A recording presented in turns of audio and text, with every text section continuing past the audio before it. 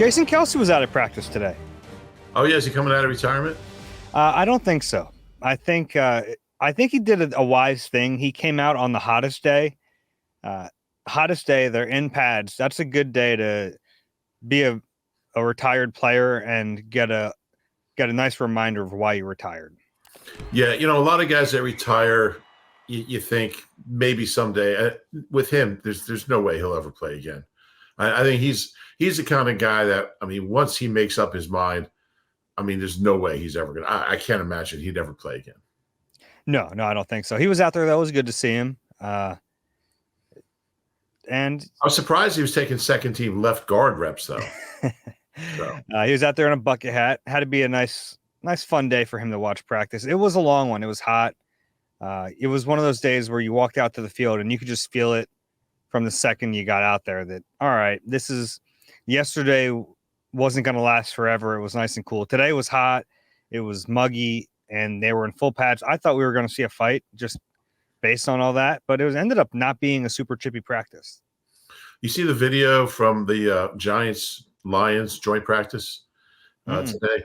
They had like a full-scale riot out there. It's just so stupid because all it does is get people hurt. And the Eagles have been pretty good in their joint practices. And there's always a little pushing and shoving, but that's why some coaches won't even do them. You get so easy to get hurt in those training camp fights, but Eagles haven't had any this year.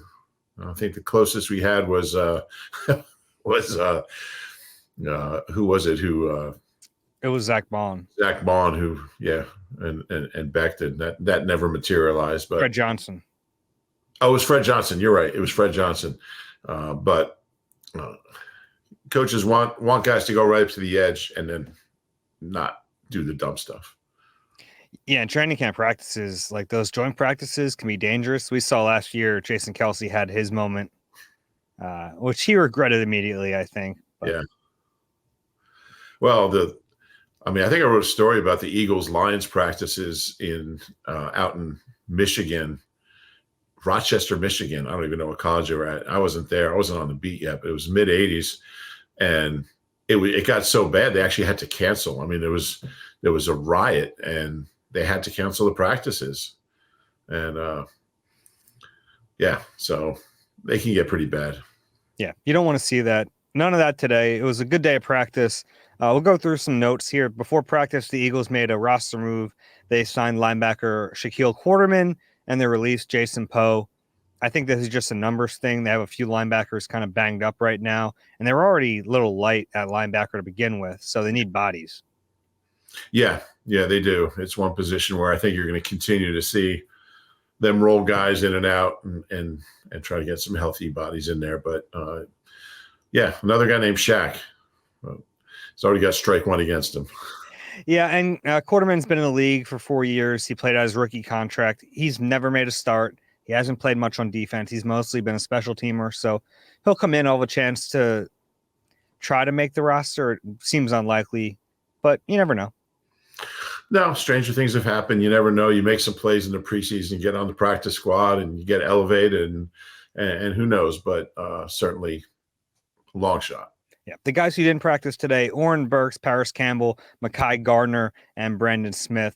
So Oren Burks and Brandon Smith being out, that leads to then needing another linebacker in the mix. The limited guys today: Mekhi Becton, Tyler Steen, Eli Ricks, and Josh Jobe. Becton and Steen coming back on the same day is notable. Becton only missed one day with an illness, though, so he was able to go back and be in team drills, where Steen did not do any team drills today. So Becton was the first team right guard, but, you can't really read too much into it until Steen is able to do team drills. Which I would think would be soon. They like bringing guys along gradually. I'm really curious to see what happens. I think Steen will get the first team reps when he comes back. I don't think he did anything to lose it. Becton's okay, but I don't think he's done anything to win it. So I think the competition will continue. But I think Tyler Steen's going to get every opportunity to win that job, and I would expect him to get the first team reps once he's ready to take team reps. Yeah, I kind of want to see the was it 2021? Yeah, 2021 Jordan Mailata, Andre Dillard, one day on, one day off, just rotate it. That's what I'd like to see. I think that would make sense. That would really push Tyler Steen. Yeah. But then, then again, Stoutland, has said he wants the 5 guys who are going to be playing to be out there as much as possible. And if in their mind Steen has a sizable lead over Becton, or not even a lead, but just they're more comfortable with Becton being that backup everywhere. I just think we might see Steen each day, but we'll see. We'll know soon. Yeah, and with Becton, we've seen some good things and we've seen some bad things. I think it's been a little bit of a mixed bag as he's learning to play the guard position and on the other side of the center. So I think there have been good moments, certainly, and we'll get to one of those today. And I think there have been some bad moments, and we'll get to those as well. The other depth chart stuff that I wanted to mention, Johnny Wilson, a ton of first-team reps again. He had a nice day. Isaiah Rodgers, for the 4th day in a row, was the first guy to get a crack at one of the starting outside cornerback positions. Devin White and Zach Bond still the linebackers. Here's an interesting note. CJ Gardner-Johnson left pretty early in practice, went inside. Don't have an update on him yet. That means that James Bradbury got bumped up to first-team safety. How about that? I mean, that kind of just shows you how light they are at the position, honestly. Yeah, I mean, what options are there? I mean, Garner did Garner practice? No. So it's Tristan McCollum or Bradbury. It's not going to be Tristan McCollum. So you could have put Avonte Maddox there, but it looks like he's the guy in the dime package, so they have to be ready to throw him on the field as well. Yeah. So James Bradbury out there with the ones, and he hasn't done anything to hurt himself. He kind of looks okay. He kind of looks okay. Yeah, he does. So, hey, good for him. I did not expect this. I didn't think he'd still be on the team at this point. Yeah, neither did I, but there he is. Let's start with... And if you're Howie and you have every intention of trying to trade him or get something for him, if you're out there and you see this guy might be a functional backup safety, why not? Why not keep him? I mean, I think he'd still rather get something for him. I don't think that's happening. Maybe Bradbury can parlay playing well in some preseason games to a 7th-round pick, conditional pick. But I do think there's a growing chance he's going to be on to 53, which would be crazy. I think every day is here that the chance goes up a little bit. Yeah. I'm still not quite buying it. I know. I'm starting to. Just from a roster construction standpoint, it's weird. And I brought up the special teams aspect of it all. He doesn't play special teams. It's a weird thing. I can't remember ever seeing a backup player like that, unless there's a 1st-round pick who just isn't very good at you got to play special teams. Yeah, I agree, but special case. It's an unusual case. It is. Yeah, I don't know what's going to happen there. We have a bunch of notes today. One, Johnny Wilson he makes plays every day, Rube. This is a thing now. It's a real thing. It really is. He looks comfortable. Jalen Hurts looks comfortable with him, which we've talked about is a really big deal for whoever that third receiver ends up being. Today, it was a red zone period, and he has pretty good coverage, Keely Ringo on him, and it's a back shoulder throw to toward the goalpost. Johnny Wilson throws his hands back there in the air and makes the catch for a touchdown. It's a timing play. The quarterback has to trust you to throw it, and it seems like every single day he makes plays. Now, when you did your Camp Darling story, I assume he was one of the candidates? He was, yeah. If practice was open to all the fans, you would love this kid. I mean, they would just be he would definitely be the guy. I guess he is anyway anyway. Just based on the practice at the link and just what people hear. But I mean, he's got all the elements to be a Camp Darling. He's a late round pick. He's got a good personality. He's making plays and he plays at a prominent position. So I think usually the Camp Darling, more often than not, is probably a wide receiver. Mm-hmm. So far so good. It's hard as a late round pick to come in what did Vic say? Vic was talking about Jalix. What did he say? It's a long way playing at Cornell and Houston Christian to the NFL. But yeah, it's true. A lot of the late round picks don't even look comfortable running the offense. He's picked it up and he's been able to make plays. It's a real thing so far. Yeah, and he's getting first team reps, so they see the same thing we see. Yeah, and when we started camp, he had to fight, like he was fighting for a roster spot. As a 6th round pick, you don't have anything guaranteed to you. Like you're on the bubble to begin with. Now they want to keep you because they just drafted you, but we've seen late round draft picks get cut. So like that's where you start off from.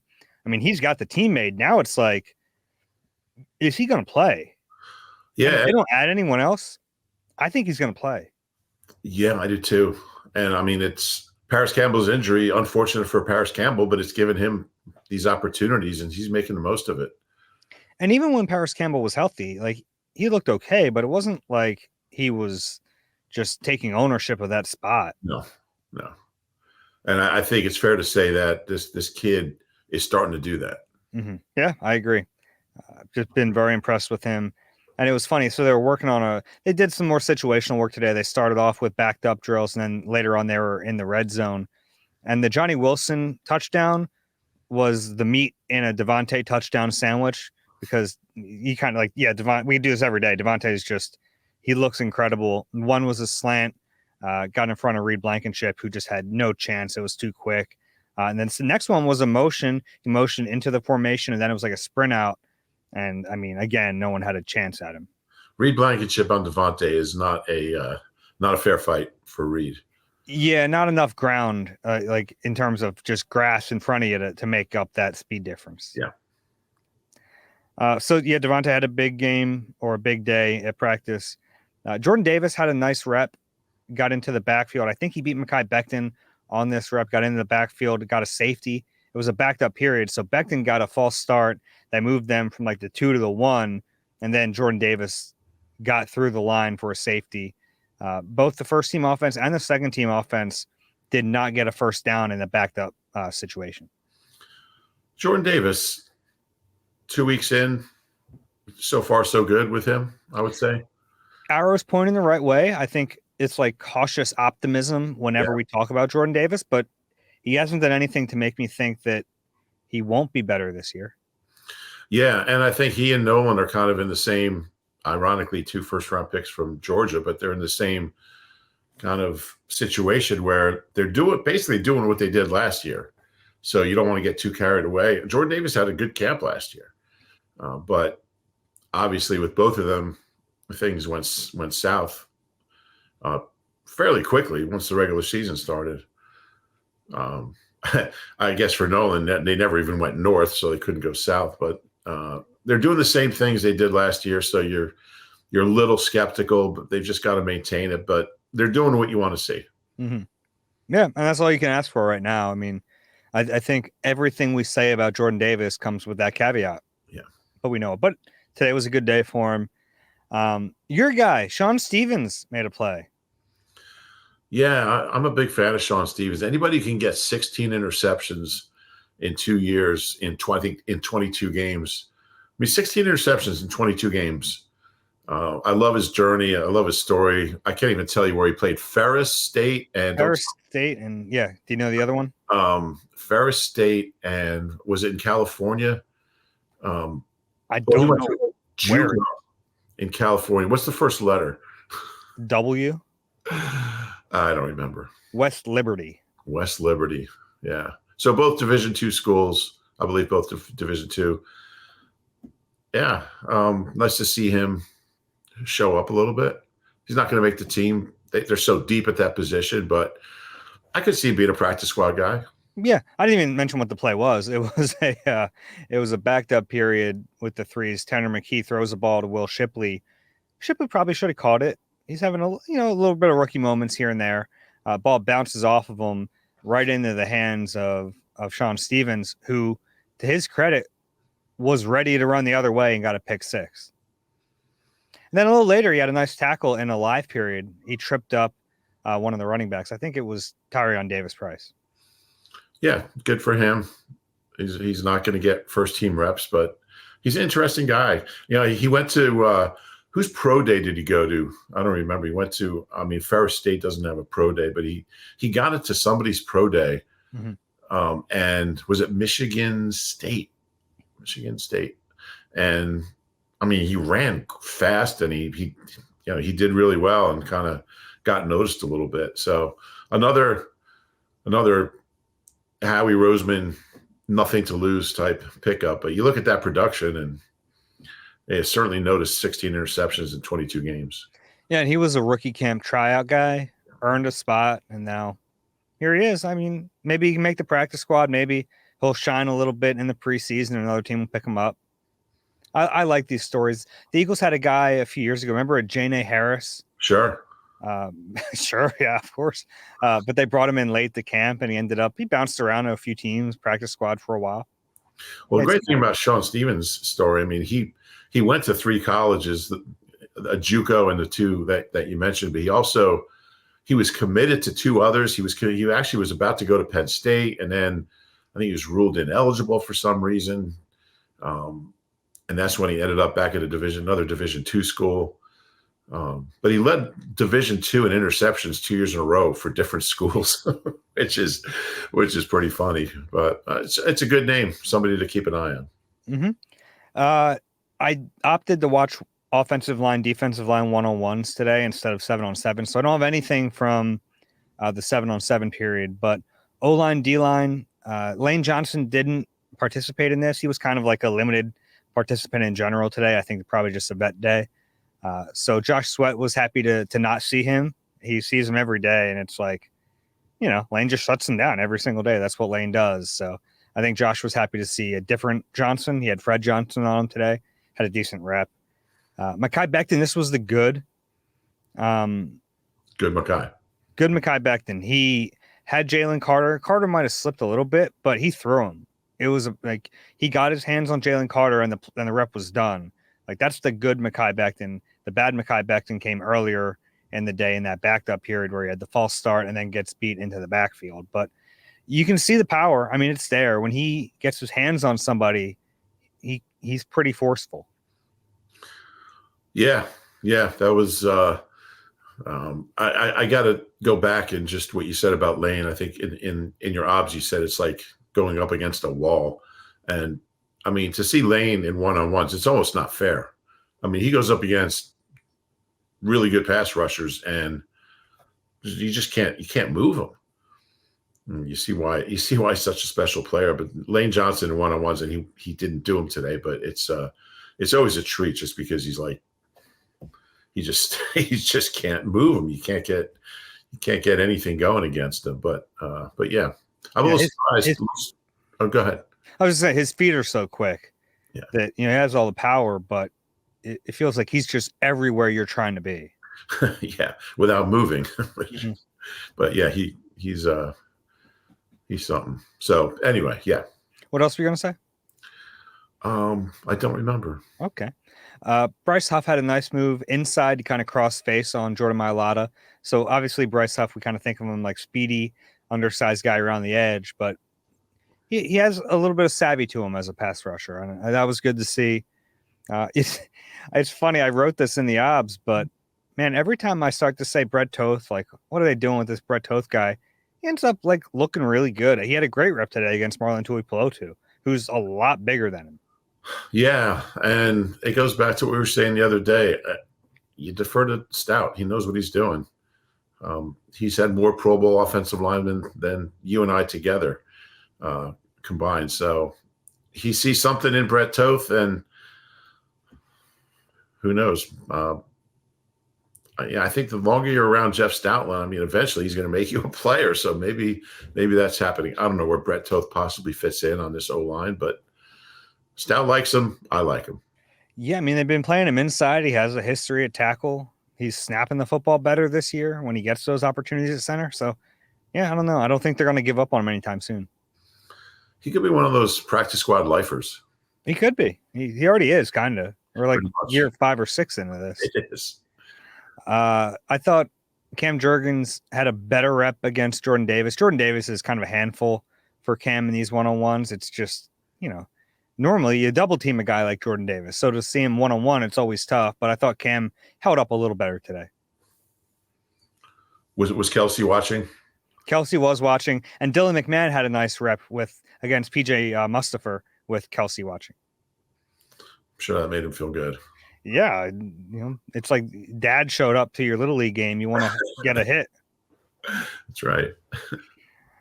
That's all for one-on-ones. A few other notes here. I watched receiver DB one-on-ones. This was early in practice.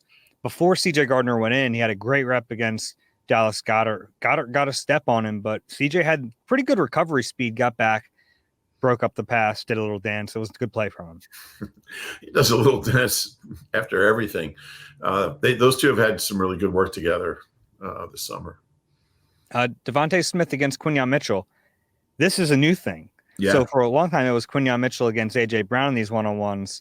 Today, Brown went against Slay, so it was Mitchell and Smith going at it. Devontae caught both of his attempts, but these are drills that we know are very slanted toward the receiver. It's one-on-one in space. You have a lot of time. Mitchell had great coverage. He's just right there. He can cover you. I've been impressed by just how sticky he is. Yeah, no doubt about it. I think that's all I had there.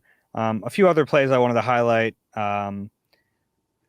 Nakobe Dean had a sack on a blitz, blew up Will Shipley in the backfield. This is the second time in, 3 practices I've seen Shipley get beat for a sack by a blitzing linebacker. Now, Vic Fangio said today that they want to win a high percentage of those. They're a linebacker versus a running back. But if you're the running back, you do have to slow them down a little bit. And he got beat by Jeremiah Trotter Jr. in that public practice. Now he got beat by Nakobe Dean in today's practice. If you're a rookie and you want to see the football field on third downs, you got to be able to pass protect. I think Shipley is like a willing blocker, and that's most of the battle, but he needs to get better there. Yeah, and like you said, he's not going to play if he doesn't. No matter how well he catches the ball and how good he looks as a runner, if he can't pick up that blitz and at least slow the guy down, he's not getting on the field. Mm-hmm. Zach Bond blew up a screen pass. It was like a misdirection screen to Saquon. Timed it perfectly, read it beautifully. His eyes were perfect, and he makes a great play. I've been impressed by Zach Bond, and we're going to talk about him in a bit because he spoke after practice. But yeah, I think he's the starter. I think so. I think he just is. Yeah, I do too. And he didn't say anything in his presser. We'll get to that to dissuade that opinion. Mm-hmm. Yeah, I've been really impressed with him. And I should have mentioned he also took a rep in the one-on-ones. So he's still working on pass rushing. There might be opportunities for him to still rush the passer, and he's staying sharp there. But I think he's a starting off-ball linebacker. It looks that way. And I remember the first day of spring practices, we saw him out there with the ones. We're like, what's going on? Oh, maybe Nakobe's foot. I think Nakobe didn't practice those first couple days. Yeah, he didn't. He was really limited in the spring. Yeah, and we're like, oh, that's just till Nakobe. Like, he's still there. It's going to be opening day. He's going to still be there. I'm not going to say it's a done deal, but I think it's looking overwhelmingly like he's going to be a starter. Mm-hmm. My stupid observation of the day, I should have changed it, but I had this one ready to go. I was watching Brady. What? You had 2 possible stupid observations? I mean, I have more than 2 every day. I'll never run out. But Braden Mann, I was watching him on the jugs machine. You don't think about the punter getting extra catches in, but he's like working on the process of like getting the long snap and going into your punt motion. So it was fun to watch him do that for a while. Just how uniform it is, time after time after time. He's a good athlete. He is. He's very good at martial arts. I believe Taekwondo. Yeah. Very good balance. Apparently he's a great golfer. So, but yeah, that doesn't surprise me. He seems like a real student of the craft. Yeah. My stupid observation should have been, I trust Jalen Hurts to drive down a football field with an offense, not in Big Dom's golf cart. Big Dom's golf cart is sweet. It's a sweet golf cart, but today Jalen picked up Sirianni. Dom's hanging off the back of it on those seats, and Jalen's like A little dangerous. Yeah. Yeah. Dom actually asked me if I wanted to drive it. And I was like, I was afraid I'd run over somebody. And he's like, oh, just go out the gate, the back gate there by the player parking lot. And I was like, no, I'm going to kill someone. I love golf carts. Yeah. It's so souped up. He's got like black leather seats. He's got he's got room for a cooler back there. He's got cup holders. He's got the front Eagles logo changes colors when you push a button. And he said it goes 40 miles an hour. He said no golf cart goes 40. It's so souped up. And, that's not good. I don't think we need a super fast golf cart at the practice field. I was really tempted to give that thing a whirl. Maybe just get on the Schuylkill or something. But do you remember a few years ago? And finally, I think the team put an end to it. But all these hoverboards, like all the players had hoverboards, and it was terrifying to go in the locker room because you just had like 250-pound dudes flying around, and there were a few times I almost got knocked over. It's a terrifying feeling. See if I can do this. There's a lot of glare there, but that's what it looks like. It's a good golf cart. It's something else. All right, let's take a break. We'll break down some of the press conferences after practice, and we have a bunch of questions as well. You deserve a car that thrills you, a car that puts goosebumps on your goosebumps. At Nissan, we got everything from turbocharged SUVs to 100% electric vehicles that'll make your heart beat faster. Experience the thrill for yourself and shop your local Nissan store at nissanusa.com today. Celebrity cook Steve Martorano brings his Italian-American cooking back home to Philly. Enjoy Martorano's Prime at Rivers Casino and Steve's famous meatballs with Sunday gravy, prime steaks, and more. Make reservations at Martorano's Prime on Open Table. It was a fun day on the microphone. We saw Vic Fangio get up there. I enjoy our sessions with Vic, and then a bunch of players after practice. You were able to listen in to Vic, right? What did you think of him today? I love listening to Vic Fangio. I mean, it's so refreshing. He's so honest.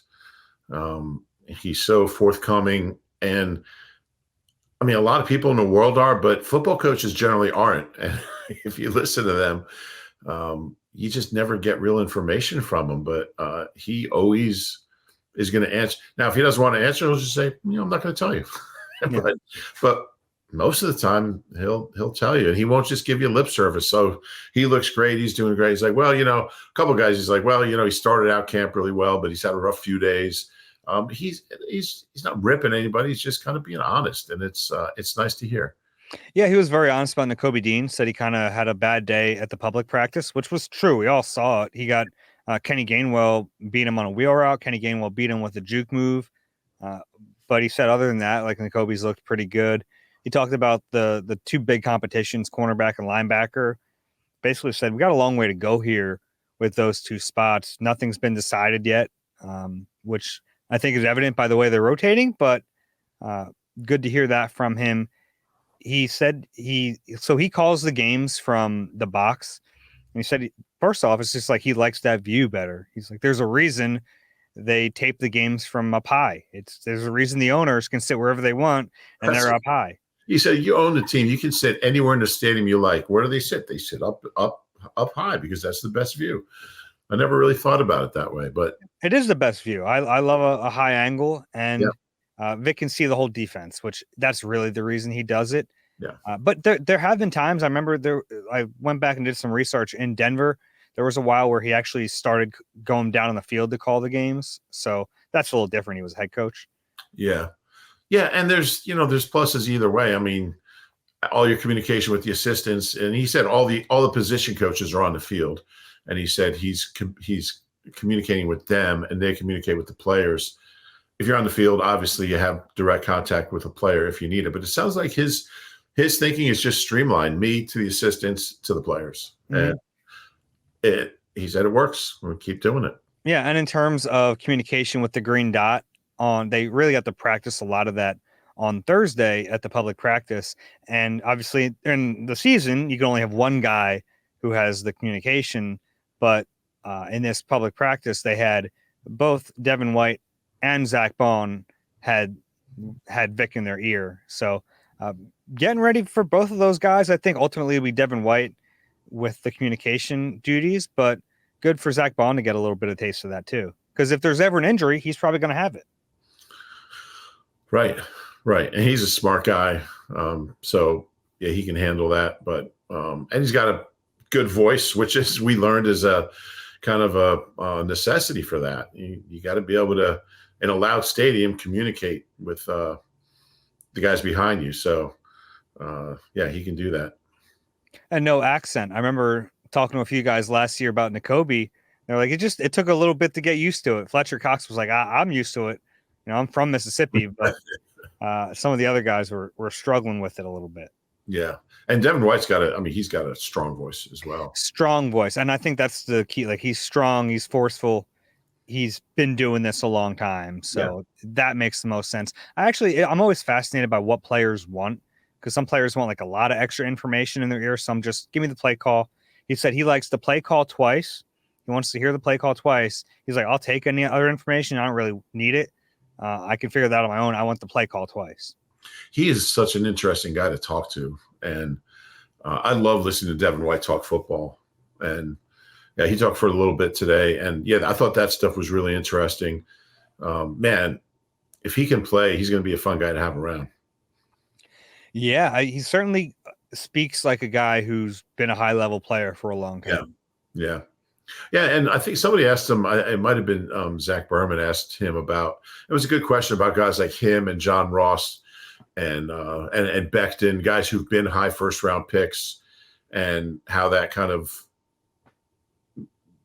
I guess, informs the rest of their career. Obviously you're making more money if you're a high first round pick, but there's also some, increased expectations. And all three of those guys obviously are not with their original team. So yeah, I thought that was interesting. Sometimes Zach's questions are so thoughtful and interesting, the players don't get them. but Devin White, he was good talking about that and just what it's been like for him. But yeah, he's if he can play, they certainly are onto something. Yeah, we talked to both Devin White and Zach Bond after practice today. So both of the starting linebackers. A big topic I asked Zach Bond about. It was quite a moment the other day with Nick Sirianni. We talked about it before, but he brought up Zach Bond's toughness like a question later. It was like that everyone moved on. No one even knew that was on his mind. And then he said, wait, I want to mention Zach Bond and his toughness and how much that's meant to our team. Like, that doesn't happen very often. He even said, I never single anybody out, but, mm-hmm. And then he singled him out. And he was really, really good talking about his toughness and how you have to be mentally tough first to be physically tough, which I thought was really interesting. Zach Bond talks like a starter. He speaks like he expects to be a starter. He doesn't talk about competing. He doesn't talk about reps. He just talks about starting. It's interesting. I don't know if anybody said to him you're the starter, but sure seems to be pointing that way. And I think he's thinking that way. Yeah, I had a chance to ask him just what that means to him, that the head coach singled him out. And you can tell it did mean a lot, because especially for that element, like if the coach singles you out because you made a nice play, that's nice. But everyone saw that you made a nice play. If the coach is singling you out for your toughness, like, they're seeing everything you're doing. They're seeing an element of yourself as a player that you really care about. So I thought that was cool to get his perspective on that. Yeah, because there's 53 guys, there's 90 guys, 91 guys on that field who think they're the toughest guys. So for the coach to single you out for it, and I got to admit, I didn't know a whole lot about Zach Bond before he got here, but I've been really impressed. I mean, I like what I see, especially in coverage and intelligence, instinct, and you add that toughness, which we really haven't had a whole lot of opportunities to see. But yeah, you put it all together, and looks like they might have found themselves a starting linebacker. Yeah, and I think expectations should be kept in check with him. I mean, I still don't know what he's going to be in the season. I think it's still a weaker position on this team by design, but I certainly, if you're asking me the positions that worry me, that's right up there. at or near the top of the list. So all this nice stuff we're saying about Zach Vaughn, I still think he's a somewhat limited player, most likely. Yeah, I think that's fair. And I think but he's what Howie wants is to have inexpensive linebackers who are decent. Like, he doesn't want mid-priced ones who are great. He wants cheap ones. And both these guys are cheap. All their linebackers are cheap. Devin White has like a somewhat significant salary. A little bit more, but by their standards. Yeah, but it's also a 1-year deal. Mm-hmm. So we're not talking about, some big long-term multi-million-dollar thing. So that's what they look for. They look for these overachieving guys who maybe their pro scouts say, look, he didn't play a lot of reps at off ball, with the Saints, but when he did, he wasn't bad. So let's take a look at him. And they try to project these guys and sign them for small deals and make players out of them. And then find a couple more the next year. Yeah. We got a very cool anecdote from Devin White about Isaiah Rodgers. I love this story. This is very cool. So every year the team gathers all the players and they talk about rules and what they can and can't do. And obviously gambling is a big part of this. The league cracked down quite a bit last year on certain players, and Isaiah Rodgers was one of them. So he actually shared his story about what happened to him and his year off from football while he was suspended with the entire team. I think that's pretty cool that he's willing to do that. He feels comfortable enough to do that because it can help the other guys, because it's not like he went and saw some book. You know what I mean? It's like what happened to him could have really happened to just about anybody who wasn't really paying attention. Yeah, you're right. What he did, if he had done it 2 blocks away, would have been totally fine. Well, no, you still can't place bets. Well, if you're not in the facility, you can place bets, not on football. Oh, not on football. But yeah, you can't do it from the facility. I mean, I don't know. Do we know specifically he was betting that the bets were on football? I believe so. Yeah. I don't. Okay. So, but the point being, he did something that millions and millions of Americans do every year, and it's perfectly legal. But yeah, it was a very selfless thing that he did. I think a lot of guys might be embarrassed to get up there and talk about getting suspended for a year. But that he got everyone's attention by sharing his story, and can't imagine anybody. And he talked about how he appreciates the game now more than he did before because of the time he missed, and that kind of stuff gets through to players. So I don't expect any more suspensions like that on this team. And Devin White he's such a good storyteller and such a great speaker that it was really cool hearing him talk about it. Yeah. So he did. There were bets, including Colts games. There was a prop bet with Jonathan Taylor. That's right. Yeah. So there was stuff, but yeah, you're right. If his story helps someone else, then, and you're right. Gosh, if anyone gets caught after hearing his story, then they're an idiot. Then they have a problem. I don't know if they're an idiot, but yeah. He was asked if he thinks what did he say? Did the Colts make a mistake by cutting? Which obviously they did, and he's just he just said, "Oh no, I wouldn't say that." I had to serve my time or whatever he said.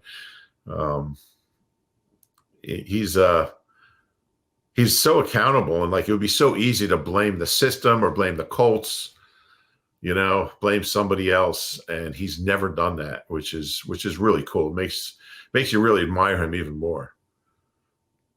I stand by my comment. If someone gets caught gambling on this team after hearing that, they're an idiot.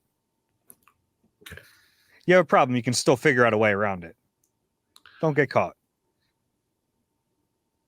You disagree with that?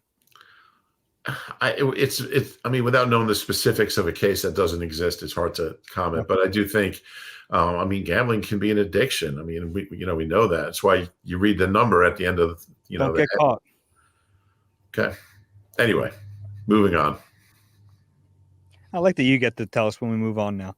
I don't have the freedom to start playing reads as soon as you start correcting me on something like you did yesterday.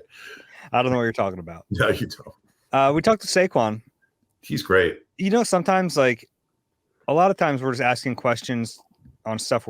Sometimes I just have a question that I'm curious about. And I don't know if you saw this mic'd up clip the other day with him and Jalen Hurts, but he walks up to Jalen and says, "Are you fearless?"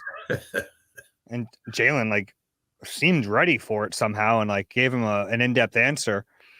So I asked Saquon, why'd you ask Jalen that? And he said he wasn't the only person he asked, but he just read a book called Victory Favors the Fearless. And the full title is Victory Favors the Fearless, How to Defeat the 7 Fears That Hold You Back. So it's kind of like front of mind for him, and it's shaped the way his mindset is going into this training camp. So he was going around just asking guys that. I thought it was kind of neat. Yeah, it was. And he was cool talking about it. I wonder if Britton Covey, his grandfather wrote those type of books. Yeah. 7 Habits of Highly Effective People. Yeah. Yeah. It's always in 7s. But yeah. I went back and read that, by the way, last year. Oh, did you? I was just curious. Yeah. Interesting stuff. I also, another big one for athletes is because it was Kobe's favorite book, Jonathan Livingston Seagull. Oh, I can't stand that guy. I read that in high school. What did you? Yeah, what was this? That guy? That was the name of the book. Who wrote? Yeah, but who's the author? It was. I hated that book. Why? I just thought it was. I don't know. Trite, cliche. Richard Bach. Richard Bach. Yeah, I didn't like it. I thought it was stupid. But I was mainly reading like science fiction at that point when I was a teenager. So, Isaac Asimov, and Ray Bradbury and those guys. Me and Kobe really appreciate it. Saquon talked a little bit about the public practice, just getting a chance to be in front of all those people. It was great talking about it. Had to be a cool moment for him. I actually took a video of Saquon walking through the end zone at one point. You can kind of see him just like looking around like, holy cow, this is pretty cool. Yeah, he said that there's not many stadiums that feel like a college stadium and have the kind of vibe of like Beaver Stadium. And I thought that was really cool. He was kind of like wide-eyed talking about it. And this was a practice. This isn't even a game yet. And he has played there, obviously, at the link. But, it was pretty cool hearing him talk about it and compare it to big-time college football and talking about an NFL practice. Yeah, it was fun. Anything else that stood out to you? No, I think he covered it. Love listening to Devin White. He's becoming one of my favorite. When I see him come up to the podium, yes. I'd like to really talk about horses with Devin White. He's a big horse guy. Yeah. It'd be fun. It'd be fun if he came to training camp on a horse. Probably would be less safe than the golf cart. Maybe he can race the golf cart on a horse. Ooh, 40 miles an hour. I don't think most horses can go that fast. I don't know. Posting trot. All right, we got a lot of questions here. Eagle-eye at NBCUni.com. If you're on your horse racing phrase, if you're on your phone, feel free to scan that. You can send it right from your phone. We have a bunch of questions here. I'll start off with one for you, Rube, that I think you'll like. This is from Shane. South Jersey guy moved to Tampa during COVID, ran track at Oakcrest. Question for Rube. If you had to make an Eagles 4x1 relay, who would you put in it and who would be the anchor? Of current players? You can take this wherever you want. It didn't say either way, but current make it players. Current players. I'd want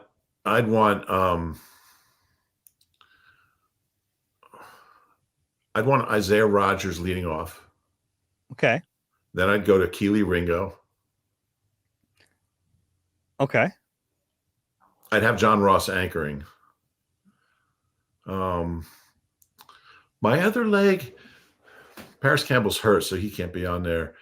I almost want to put Slay on there because I still think he's one of the fastest guys on the team. We can presume health if you want, if that makes us easier. No, I'm going to put Slay on there because then you get the leadership, and just a guy who's solid. The second and third guys have to be solid with their handoffs because they have two of them.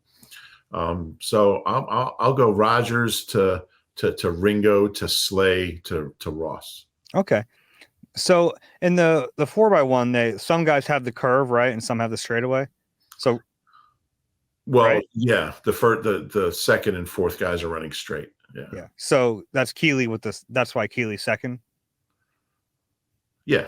Yeah. Sure. Well, I think he has good straight line speed. Yeah. Okay, that's all.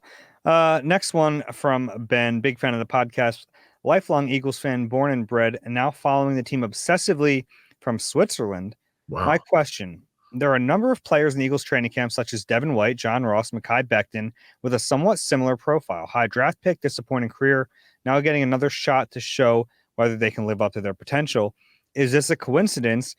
Or does Eagles management and coaches think they have a special ability to bring out the best in players such as these? So we talked about this a little bit earlier, but they certainly did seem to have a type this offseason.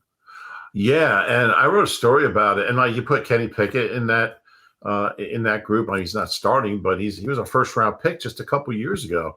And I'm just going to come up with a list of some of the high picks from other teams. Just third round picks. Oren Burks was a third round pick. Will Grier doesn't really. Zach Baldwin was a third round pick. Matt Hennessy, Julian Aquara, all these guys. Tyrion Davis Price was actually a third round pick. Terrell Lewis was a third round pick. You go right down the line. Second round picks. Max Sharping was a second round pick. Paris Campbell was a second round pick. The number of high picks from other teams. Who are still kind of relatively young. There's a few fourth round picks as well, but I think Howie had a different kind of offseason model this year where he wanted to bring in guys who had some sort of at some point were really highly valued over just undrafted guys who are really long shots, and they didn't like the overall undrafted class. So I think they filled the roster. He filled the roster with as many of these guys, former draft picks, as he could. And there's like 15 of them. They added like 15 guys who are former picks somewhere else. It's probably up to 17 now with some of the guys they've added. So, I think it's a great question. And I think there's definitely a reason behind it. Yeah, I think there are like really two categories there. Like the second and third round guys, I think are different than the high first round pick guys. Those high first round pick guys are going to get a ton of opportunities in the NFL. Whereas some of a third round Max Sharping or wherever he was, second rounder, like he's not going to get a ton of opportunities if it doesn't really work out. Yeah, but I think John Ross kind of fits in that category. I don't know how many more opportunities he'd get. I don't know. The higher you were drafted initially, the more I guess there's a reason you were drafted there. In his case, it's that crazy speed. So I guess the world record for a horse is 44 miles an hour. So you need almost a record-setting horse, thanks, Alex, to compete with Dom's golf cart. but well, that's assuming the golf cart is humming along at 40. Yeah, I got the feeling it does that. I get the feeling it could be a world record golf cart versus a world record horse, for all we know. But yeah, I and look, most of these guys aren't going to make the team. Most of them aren't going to be contributors, but I like what he did. I think it made sense for this offseason, and they're going to find some players by doing it. Yeah, I don't know if that's a guarantee, but I think it does. Like the logic makes sense. I think sometimes there's a little hubris involved that like we'll get the most out of this guy that other teams couldn't. But that's also sometimes what makes a good coach. They're confident that they're going to be the guy to pull it out of someone. Yeah, and if you trust, if you really believe in your position coaches and your coordinators, I think I do. I mean, I don't know how many of these guys are going to make the team, but I think a few of them will. Well, we'll see. But it is interesting, and it struck me early in the offseason that they just kept adding these guys who were like third round picks, second round picks, and there's more likely to be something there than in an undrafted rookie from Bemidji State, I guess, is the thinking. Nothing against Bemidji State. They have a nice program. They were like, we were enjoying this podcast until right then. I feel bad about it. Next question from Rick. Hi, Dave and Reuben. Listening to the pod for a long time, and your show is my favorite Eagles pod by far. Never miss an episode. Thank you. My question is regarding Tyler Steen, which may be moot now that he's nursing an injury, but he's back, sort of. Now, I've heard all offseason from various media questioning whether he will be the starting right guard or if someone else will win the job. I haven't heard why. Can you talk about his quality of play, whether your own observations or even better, talking to scouts, etc.? The focus has been on what the coaches or how we haven't done to address the position with a lot of speculation. But is he any good? Does he show signs that he can be a starter in the league? Is he any good? I mean, I don't think we've seen enough of him to really have a strong opinion. He got hurt fairly early in camp. I don't think he's practiced in pads yet. So it's really tough to say. I still think he's most likely the opening day starter, I would say. Oh, really? You've softened on the Mekhi Becton thing. Yeah. I don't know. Maybe I'm just indecisive on this one. I don't think anything's etched in stone. I think there's a better chance that he starts than Becton. I think. Okay. So you were I think you were like 60% for Becton when he first got in there at right guard. Yeah, I think I was. Steen came back fairly quick. I mean, I think they originally said 3 weeks. Like 3 weeks was thrown out there. It's been a week and a half, maybe. So I think that factors into it. Like if he had missed 3 weeks, I think the scales tip in favor of Becton. But he missed a week and a half. Assuming he's full go in the next day or two, I'll say 60-40 Steen now. Okay. I really thought we would see Becton kind of take ownership of the job over the last few days, and it hasn't happened. Like I think there have been some really promising signs, but I think there have been ups and downs. So, I think you're right that if all things are equal, they can get Steen to start this year. They might have a few years of him at right guard. They can really kind of let him grow into that job. I think that's ultimately ideal, but I think it could go either way right now. Yeah, and I also think there's something I do think they like Becton's versatility and, the fact that he can play anywhere. That might factor into it too.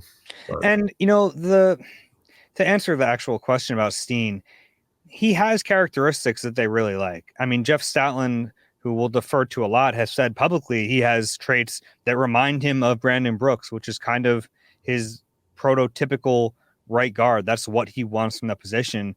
So to compare him to Brandon Brooks is really telling. That's not something Stout does an awful lot. So I think that the tools are there. We just haven't seen enough of Steen to really know. Yeah.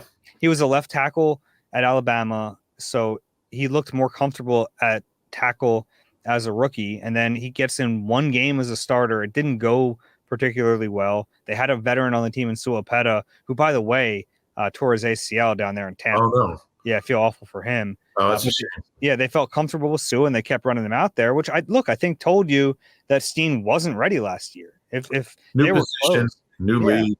Yeah. He's still very new. He just hasn't played much guard. So I think it's a great question. I think, ask it again in a 2.5 weeks and we'll have a better answer.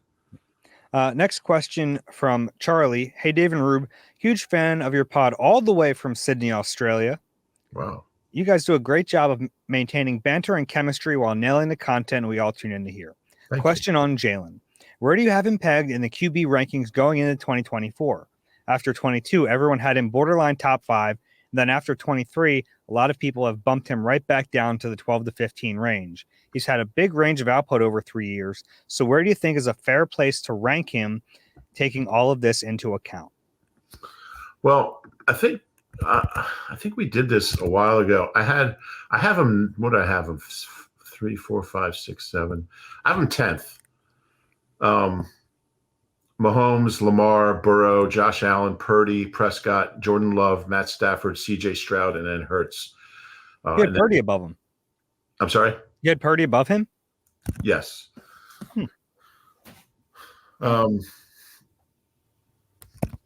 Yeah, and then I have like Tua, Aaron Rodgers, who I don't even know how to rate, Justin Herbert, Kirk Cousins, Jared Goff, Russell.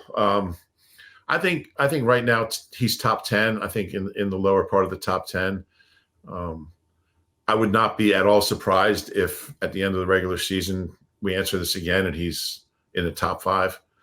I think I said top 10 now, top 5 at the end of the year. I mean, based on what we've seen, but a lot of quarterbacks are having good training camps. At the end of 2022, I mean, he was in the top 3, probably top 3 or 4. So he's capable. He's just got to go out there and do what he's capable of doing. He's got the weapons. He's got the offense now, which he didn't really have last year. I think a lot of things are kind of, right now he's healthy. If he can stay healthy, I think a lot of things point to him climbing up that list from like 9, 10, 11, where I think he is now to the top 5.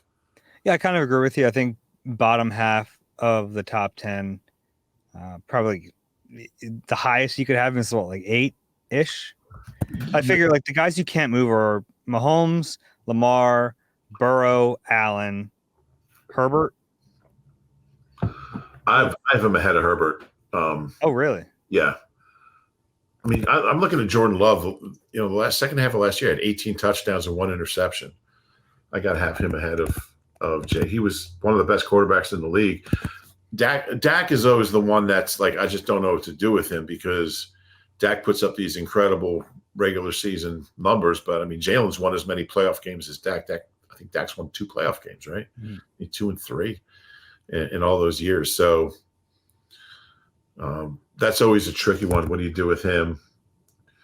I'd have Jalen above her or above Love. Yeah, that's fair. I mean, look, there's no right or wrong with these. I mean, all I know is I have Daniel Jones at the bottom. All right, next question here from Rich. Recently, you've been commenting about how much Covey has been included in the passing game in training camp this year. The inference, I guess, is that he wasn't included to the same extent in previous years. That got me thinking that maybe the staff had placed such a high value on him as a punt returner, and they didn't have any other decent options in that role, that they didn't want to take a chance on him getting hurt as a receiver. If that attitude is changing this year, perhaps it's because they finally have some other players they have at least some confidence in as a returner should some injury befall Covey. Is it possible that the coaches knew and valued his potential as a receiver even earlier than this year, but didn't chance an injury that would eliminate his return skills for the team? And have you seen anyone so far in camp who would be a capable replacement, assuming as a return man? Yeah, I don't think that's the case. I just think they didn't think of him in terms of receiver. At the very end of last year, he started getting some reps like week 16, 17, 18. But I just don't think – I think he really had to focus on learning how to be a punt returner. And I think that they just wanted that to be his focus. It's not an easy thing to do. And you saw the big jump he took from his rookie year to last year as a returner. I just think when you're talking about an undrafted guy, he's just playing a new level. I think didn't he have a mission? Didn't he miss some time too where he wasn't playing before his last year, I think, in college? So I just think he had to come in and learn how to be the best punt returner possible. And they weren't going to bog him down with trying to get him going on receiver until he was really ready for it, which in this case, I think was year 3. I don't think it had to do with trying to keep him healthy. No, neither do I. They haven't really needed him to play a bunch on offense. And I think he's gotten better as a receiver. Like we see him in practice. He's just a better receiver now than he was back then. And he is getting more opportunities because he's a better receiver. He's getting open. The quarterbacks are trusting him. He's getting more passes thrown his way because he's a better player. I also think Kellen Moore and his history has been that if you're a skilled player and you're dressing out, I'm going to find a way to use you. It might only be a couple snaps, but I don't think that was necessarily the case last year with the OC. Probably true. Next question from Ian. Hey guys, love the pod. What do you think they should do with Avonte Maddox? Great guy, talented, but we all know how this book ends. He'll be out several weeks with insert injury here. Is having him on the roster, taking snaps on a roster spot from a younger, more durable player that we all know virtually have to play anyways by week 5 or week 6. Essentially, why delay the inevitable and end up with a Roby, Bradbury, Mario Goodrich type of situation like in the past? Well, it's well said. But I think, and Avante's talked about the things he's done during the offseason to maximize his chances of staying healthy as far as his training and his diet and sleep. And I think, look, he's so valuable and he can do so many things. I just don't think it makes sense to just not even have him in the mix just because he's gotten hurt in the past. It's still possible he can stay healthy. He has stayed healthy in the past. He's had a couple of years where he's been healthy, and he's just a good slot. He can play safety. He can play outside corner in an emergency if he had to, which I don't think would ever happen again. But I just don't think you go into it with this attitude of, and I hear what you're saying, if he does get hurt in week 5, now you have a guy playing there, but they have other options who can play in the slot right now who are good options, who are much better than Bradley Roby and Mario Goodrich. I mean, the two rookies, certainly, and Cooper DeJean is going to be healthy at some point. So I don't think it'll ever get to that point where you have to get guys off the street who can't really play anymore. So I think they like the idea of having him back up everywhere. And if he gets hurt, he gets hurt. But I don't think you go into it assuming he will. Yeah, and if he ends up being a backup and he doesn't have to play, 50 snaps a game, you're decreasing the exposure for injury. So maybe he can stay healthy in a backup role, give you some special teams reps, come on the field in like a dime package and play here and there. I mean, that would make some sense to me. Yeah. Last question here from Alex in Adelaide. Hi, I'm an Aussie fan who fell in love with the team after seeing... Do we ever get any questions from Philadelphia? This is one from Switzerland, 2 from Australia today? Yeah. 1 from Tampa. Seems like we never get questions from Philly. Or do you just not go to them? I mean, honestly, if you're emailing us from Australia, I'm probably going to read it. Fair. Yeah. I'm an Aussie fan who fell in love with the team after seeing the 1-yard goal line stand against the Cardinals in 1992. I don't follow any other sports, and the NFL doesn't get covered here. So Eagle Eye is my only lifeline outside of the season. Thanks for all your hard work. Here are my questions, one for each of us. I like to end on these. Dave, what is one hike in Australia or national park here you'd love to visit? Oh, I don't know enough about it, honestly. Getting over to Australia and New Zealand is like something I really want to do. It's tough. We don't have a very long off season, and I'd want to go in their summer. So it would be like February, and that kind of doesn't exist anymore in the NFL, like off time. Yeah. Long flight. Well, people who've been there, I have some friends who visited who just love it. I have a friend whose best friend flew over there to spend a month there, ended up moving there, staying there. It just lives in Australia now. I'd love to visit too. Don't know if I'll ever get that chance. Your question, Rube. If the Olympics are ever in Sydney again, maybe I could see myself going there. Okay. Your question, Rube. What is one Aussie band on your radar to see, or your favorite Australian musician?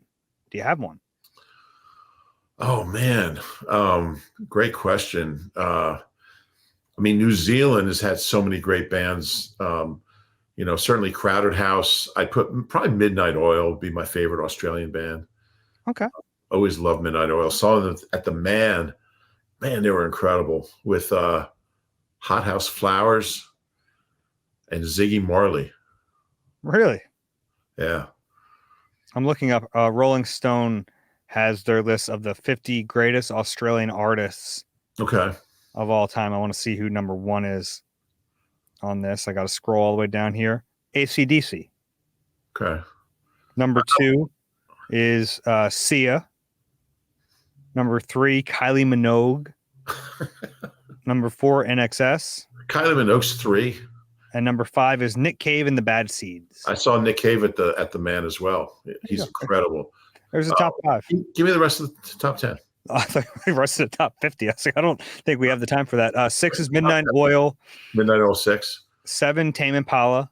Okay. They're good. 8, Silverchair. Silverchair. 9, Flume. Don't know Flume. 10, Paul Kelly. Paul Kelly and the Messengers. They're a great band. Yeah, it's a good one. Yeah, there's the top 10. Okay. If you have a question for us, you know where to send it. eagleeye@nbcuni.com. Thanks for all those. Those were a lot of fun. This is where I remind you guys, if you enjoy the pod, please rate and subscribe wherever you get your pods. If you're watching on YouTube, please click the like button, subscribe there as well. Rube, any final words? No. That's it for Eagle Eye. This has been a fun one. We'll be back at practice tomorrow. 2 more days of practice before the preseason opener on Friday. Should be a lot of fun. For Rube, I'm Dave. This has been Eagle Eye, presented by Nissan. We'll talk to you soon.